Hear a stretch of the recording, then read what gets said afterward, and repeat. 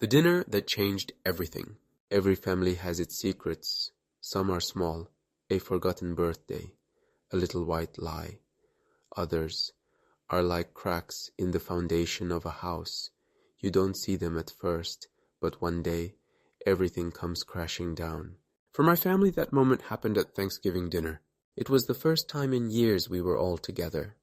Mom, Dad, my older brother Eric, my younger sister Lily, and me.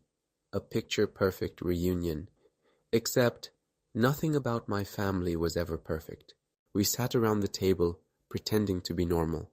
Dad carved the turkey. Mom smiled too much. Lily kept glancing at her phone. And Eric, he barely spoke. He had always been the golden child, the responsible one. But tonight, there was something different about him, like he was holding back something heavy. Then it happened. We were passing around the mashed potatoes when Eric slammed his fork down. The sound echoed through the dining room. "I can't do this anymore," he said, his voice shaking. The room went silent. "Do what?" Mom asked, her smile faltering.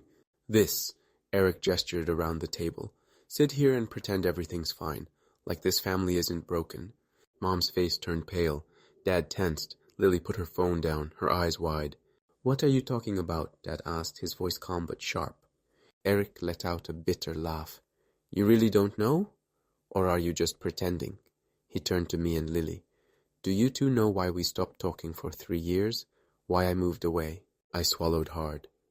I had always wondered, but no one ever talked about it.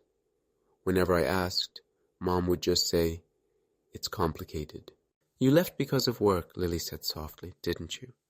Eric stared at her like she had just said the dumbest thing in the world. "No, Lily. I left because of what Dad did." I felt a chill crawl up my spine. Mom shook her head. "Eric, please, not now." "If not now, when?" Eric's voice cracked. "When are we going to talk about the fact that Dad ruined my life?" Dad clenched his jaw. "That's enough." "No," Eric shot back. "I lost everything because of you, and you sit here acting like the perfect father, like you didn't—" "Eric," Mom's voice was barely above a whisper. "Please." Eric's hands were shaking. He pushed his chair back. "I shouldn't have come." Then, before anyone could stop him, he walked out. A minute later, we heard the front door slam shut. Nobody moved. The air in the room felt suffocating. The food on our plates was untouched. Lily was the first to speak. "What did he mean?" Dad didn't answer. He just picked up his wineglass and took a long sip, staring at the table. Mom looked down at her lap, and I realized something. Whatever happened between Eric and Dad, Mom knew the truth. She just wasn't telling us the truth about Dad.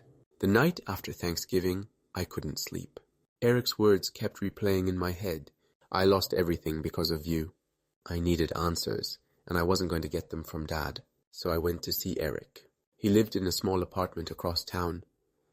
When he opened the door and saw me standing there, he sighed. "You really want to know?" I nodded. He let me in, grabbed a beer from the fridge and sat down on the couch. "All right, here it is." And then he told me everything. 3 years ago, Eric had a business partner, a guy named James. They were working on a startup together, something big. They had investors lined up, contracts ready to go. It was supposed to change Eric's life. But then Dad got involved. "He wanted in," Eric said, staring at the floor. "He said he could help us, pull some strings, get us more funding."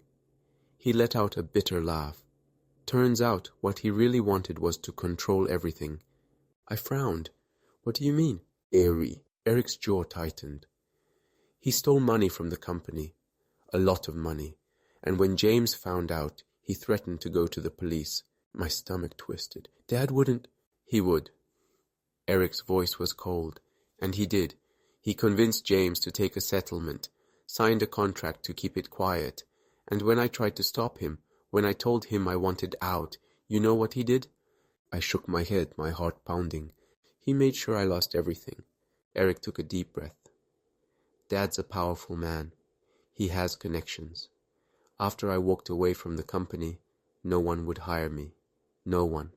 Investors backed out. My reputation was ruined. And James, he moved halfway across the country to get away from it all." I felt sick. Eric turned to me, his eyes dark. I had to start over from nothing. And Dad? He just moved on, like none of it ever happened. I didn't know what to say. Dad had always been strict, always a little controlling. But this was something else. Eric took another sip of his beer. And you know what the worst part is? I shook my head. Mom knew, he said softly. She knew everything, and she stayed.